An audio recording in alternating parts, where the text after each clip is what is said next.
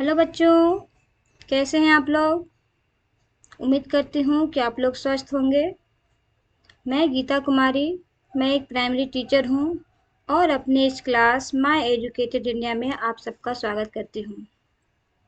बच्चों, हम लोग क्लास 8 का ज्योग्राफी पढ़ रहे थे, है ना, जिसमें कुछ इकाई को हम लोग कुछ अध्याय को हम लोग कंप्लीट भी कर चुके हैं और हम लोग पढ़ रहे थे परिवहन।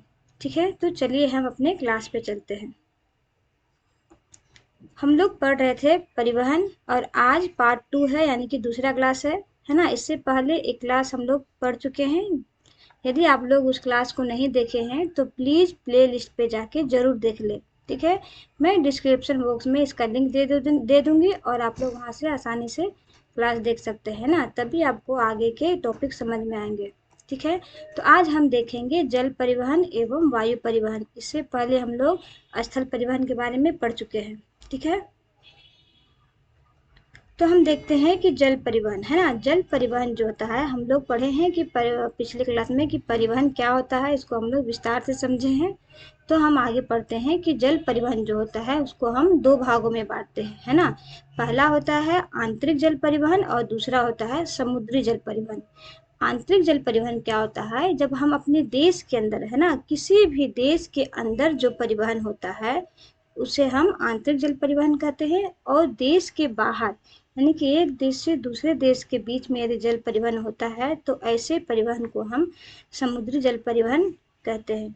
ठीक है, तो आंतरिक जल परिवहन के द्वारा देश के अंदर, यानी कि नदियों के जल के माध्यम से जहाजों का परिचालन, है ना, जहाजों का परिचालन होता है, जिसमें यात्रियों को या फिर माल को, है ना, यानी कि एक स्थान से दूसरे स्थान तक माल ले जाने के लिए, उसकी ढुलाई के लिए परिवहन किया जाता है, उसे हम आंतरिक जल परिवहन कहेंगे। जो एक देश के अंदर, यानी कि विभिन्न राज्यों को जोड़ने वाले जो जल मार्ग होते हैं, उन मार्गों में जो परिवहन होता है उसे हम आंतरिक जल परिवहन कहते हैं।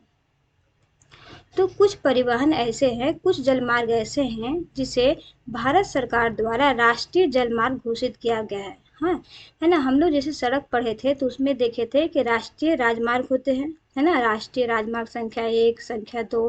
तो उसी तरह जल मार्गों को भी भारत सरकार द्वारा राष्ट्रीय जल मार्ग घोषित किया गया है ना। तो एक दो तो हम लोग देख लेते हैं कि राष्ट्रीय जल मार्ग संख्या क्या 1 और 2 और 3 कौन कौन सा है। तो राष्ट्रीय जलमार्ग संख्या 1 पश्चिम बंगाल के हल्दिया से, है ना, पश्चिम बंगाल में हल्दिया एक स्थान है, वहां से इलाहाबाद के मध्य जो गंगा नदी का जो जल प्रवाहित होता है उसमें जो परिवहन होता है, उस परिवहन को राष्ट्रीय जलमार्ग संख्या 1 कहा गया है ना। जलमार्ग को राष्ट्रीय जलमार्ग संख्या 1, है ना, और उसकी लंबाई कितनी है तो 1620 किलोमीटर है। ठीक है, तो हल्दिया से इलाहाबाद के मार्ग को राष्ट्रीय जलमार्ग का नाम दिया गया है, राष्ट्रीय जलमार्ग संख्या 1, है ना। और राष्ट्रीय जलमार्ग संख्या 2 सदिया से धुबरी, ठीक है, सदिया से धुबरी के मध्य 891 किलोमीटर लंबा ब्रह्मपुत्र नदी जलमार्ग है।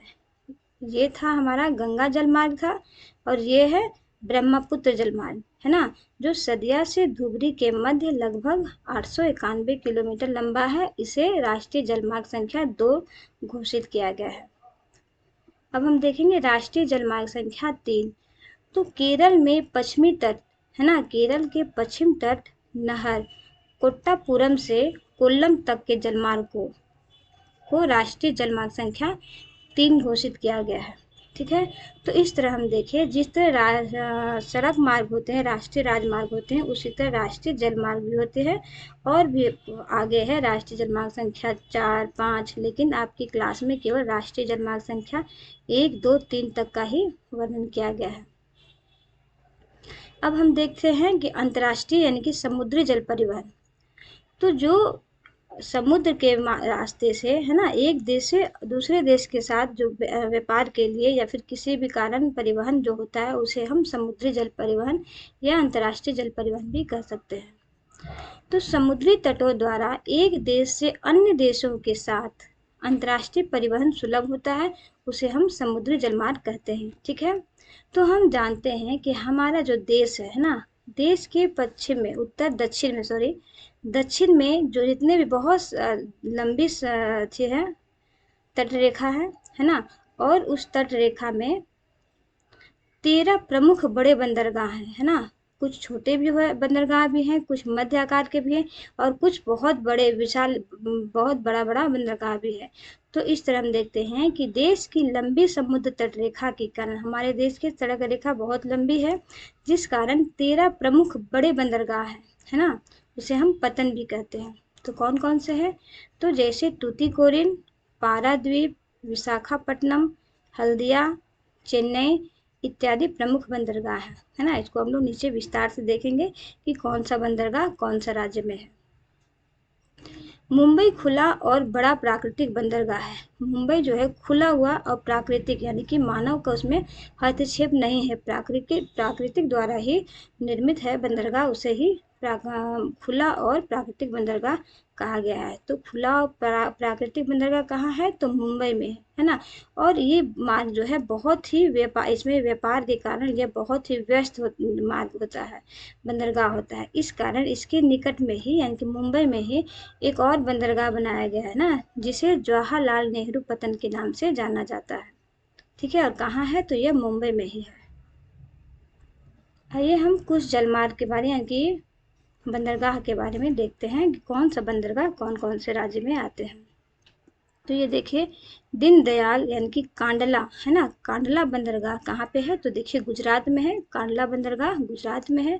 ठीक है, अब मुंबई बंदरगाह देखिए, जो प्राकृतिक और खुला और सबसे बड़ा प्राकृतिक बंदरगाह है, कहाँ है? तो महाराष्ट्र में है ना, महाराष्ट्र राज्य में मुंबई में है बंदरगाह है। और उस मुंबई में ही देखिए दूसरा जो जवाहरलाल, जैसे कहते हैं जवाहरलाल नेहरू बाद में बना, क्योंकि मुंबई जो बंदरगाह था वो बहुत अधिक व्यापार के कारण बहुत अधिक व्यस्त रहता था, जिस कारण एक और बंदरगाह बनाया गया वहाँ पे, है ना, जवाहरलाल नेहरू या नहावा शेवा बंदरगाह कहा जाता है। कहाँ पे है? तो ये महाराष्ट्र में है। ठीक है, अब आगे हम देखेंगे कि मर्म गोवा है ना, मर्म गोवा बंदरगाह जो है कहाँ पे है? तो गोवा में है।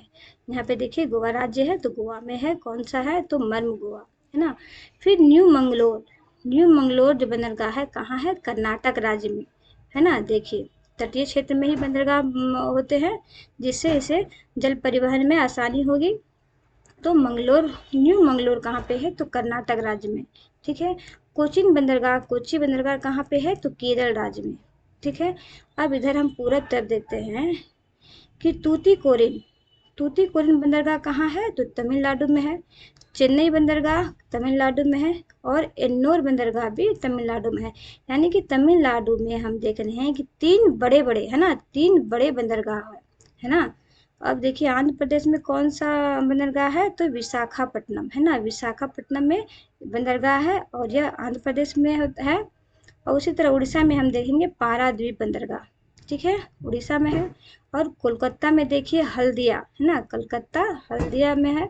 और कहाँ पे है? तो यह पश्चिम बंगाल में है। ठीक है, और एक बंदरगाह है, देखिए यहाँ पे हम देख रहे हैं कि यहाँ पे द्वीप है ना, अंडमान निकोबार द्वीप समूह है, उसमें भी एक बंदरगाह है। कौन सा बंदरगाह है? तो पोर्ट ब्लेयर में बंदरगाह है। तो इस तरह हम देखते हैं कि कुल कितने बंदरगाह है? तो कुल बड़े बंदरगाह में 13 है ना, 13 बड़े बंदरगाह है हमारे देश में। अब हम आगे देखेंगे वायु परिवहन। वायु परिवहन यातायात का सबसे तीव्र एवं आधुनिक साधन है ना। वर्तमान में हमें यदि किसी भी कहीं पे भी यदि हमें बहुत जल्दी है ना, यदि एक देश से दूसरे देश या फिर एक राज्य के, यानी कि उत्तर से यदि दक्षिण में किसी भी राज्य में अगर यदि हमें जाना हो और बहुत जल्दी हमें कम समय में जाना हो, तो हम उसके लिए वायु परिवहन का प्रयोग कर सकते हैं, है ना। तो वायु परिवहन यातायात का सबसे तीव्र, यानी कि सबसे जल्दी पहुंचाने वाला साधन है और आधुनिक साधन है। ठीक है, इसके द्वारा भौगोलिक दूरियों को कम करके दुर्गम क्षेत्रों में भी आसानी से पहुंचा जा सकता है ना। भौगोलिक दूरी यानी कि हम लोग जानते हैं कि हम लोग जब कहीं सफ़र करते हैं तो कहीं पे हमारा देश में कहीं पर्वत है, कहीं पठार है, कहीं नदी है ना। तो जिसके कारण हम एक स्थान से दूसरे स्थान तक जाने में बहुत समय लग जाता है।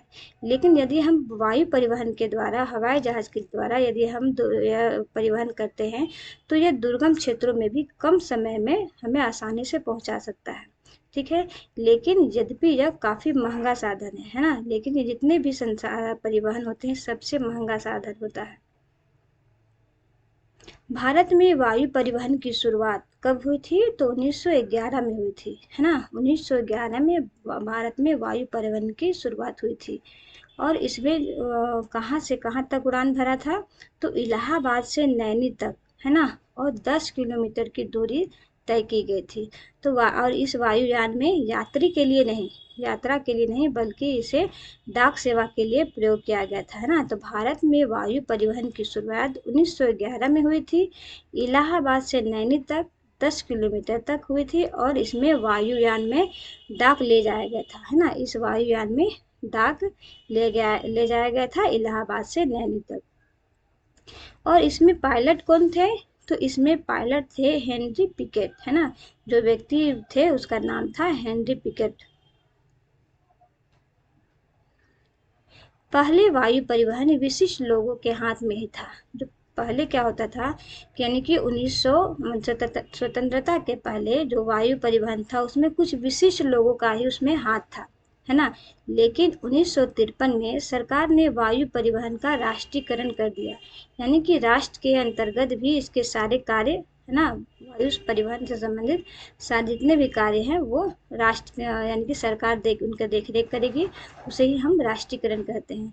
तो 1953 में सरकार ने वायु परिवहन का राष्ट्रीयकरण कर दिया, है ना। और पहले ये जो वायु परिवहन था कुछ विशिष्ट लोगों के ही हाथ में था, लेकिन 1953 में सरकार ने वायु परिवहन का राष्ट्रीयकरण कर दिया। वायु परिवहन देखिए, वायु परिवहन को भी दो भागों में बांटा गया है। एक हो गया राष्ट्रीय वायु सेवा और दूसरा हो गया अंतर्राष्ट्रीय वायु सेवा। तो उसी तरह हो गया राष्ट्रीय यानी कि राष्ट्र के अंदर, है ना, और अंतर्राष्ट्रीय यानी कि एक देश से दूसरे देश के लिए जो सेवा हमें होती है, वायु सेवा होती है, उसे हम अंतर्राष्ट्रीय वायु सेवा कहेंगे, ठीक है। तो राष्ट्रीय वायु सेवा के अंतर्गत इंडियन एयरलाइंस आता है, ठीक है। और इसमें क्या होता है कि देश के अंदर यानी कि एक अपने देश के अंदर ही अलग अलग राज्यों में जाने के लिए इसका प्रयोग किया जाता है। तो देश के अंदर वह पड़ोसी देशों में सेवाएं प्रदान करता है ना, उसे हम राष्ट्रीय वायु सेवा कहेंगे। और अंतर्राष्ट्रीय वायु सेवा में क्या होता है कि देश से विदेशों तक वायु सेवाएं प्रदान की जाती है, किसी भी कार्य से, व्यापार की दृष्टि से या फिर किसी भी कार्य से। यदि हम एक देश से अन्य देशों में वायु परिवहन करते हैं तो उसे हम अंतर्राष्ट्रीय वायु सेवा कहेंगे, है ना।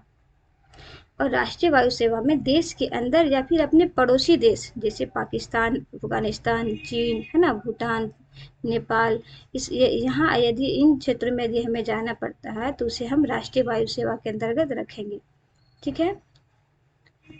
लेकिन 24 अगस्त 2007 में इन दोनों का, है ना, राष्ट्रीय वायु सेवा और अंतर्राष्ट्रीय वायु सेवा दोनों का एकीकरण कर दिया गया, दोनों को मिला दिया गया। और फिर इसका नाम क्या रखा गया? इसका नाम एयर इंडिया ही हो गया। दोनों को मिलाकर इनका नाम एयर इंडिया रखा गया। कब रखा गया?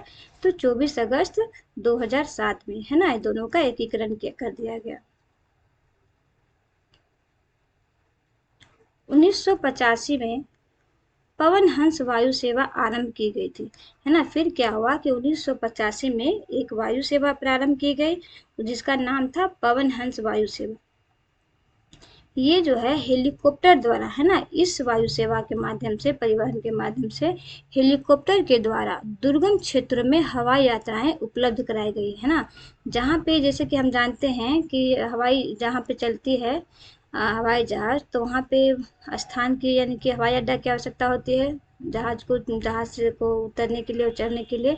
तो इस दृष्टि से दुर्गम क्षेत्र के लिए हेलीकॉप्टर यानी कि पवन हंस वायु सेवा प्रारंभ की गई थी। और कब की गई? तो 1985 में पवन हंस वायु सेवा प्रारंभ की गई, जो हेलीकॉप्टर के माध्यम से, है ना, हेलीकॉप्टर के द्वारा दुर्गम क्षेत्रों में भी हवाई यात्राएं उपलब्ध कराती है। देश में दिल्ली, मुंबई, कोलकाता, हैदराबाद, चेन्नई, अमृतसर, गया इत्यादि शहरों में अंतर्राष्ट्रीय उड़ानें उपलब्ध है, यानी कि यहाँ पे अंतर्राष्ट्रीय हवाई अड्डा उपलब्ध है। आइए हम देश के कुछ प्रमुख अंतर्राष्ट्रीय हवाई अड्डा के बारे में देखते हैं कि कौन से राज्य में कौन सा अंतर्राष्ट्रीय हवाई अड्डा बना हुआ है। तो देखिए, इंदिरा गांधी अंतर्राष्ट्रीय हवाई अड्डा कहाँ पे है? तो नई दिल्ली में, है ना। नई दिल्ली में कौन सा अंतर्राष्ट्रीय हवाई अड्डा है, तो इंदिरा गांधी अंतर्राष्ट्रीय हवाई अड्डा है। और हैदराबाद में कौन सा अंतर्राष्ट्रीय हवाई अड्डा है, तो राजीव गांधी अंतर्राष्ट्रीय हवाई अड्डा कहाँ है, तो हैदराबाद में है। छत्रपति शिवाजी अंतर्राष्ट्रीय हवाई अड्डा कहाँ है, तो मुंबई में है। सरदार वल्लभ भाई पटेल अंतर्राष्ट्रीय हवाई अड्डा कहाँ है, तो अहमदाबाद में है। बाबा साहेब अम्बेडकर अंतर्राष्ट्रीय हवाई अड्डा कहाँ है, तो नागपुर में है। ठीक है। उसी तरह हम देखेंगे कि सुभाष चंद्र बोस जो अंतर्राष्ट्रीय हवाई अड्डा है वो कहाँ पे है, तो कोलकाता में है। ठीक है। तो इस तरह आज हम लोगों का परिवहन चैप्टर जो है कंप्लीट हो गया। ठीक है। आज हम लोग का दूसरा यानी कि 2 क्लास में हम लोग परिवहन कंप्लीट हो गया। अगर यदि आपको मेरी क्लास अच्छी लगती है, समझ में आती है, तो प्लीज़ सब्सक्राइब ज़रूर करें, है ना। ठीक है। आज का क्लास मैं यहीं ख़त्म करती हूँ। धन्यवाद। जय हिंद, जय बिहार।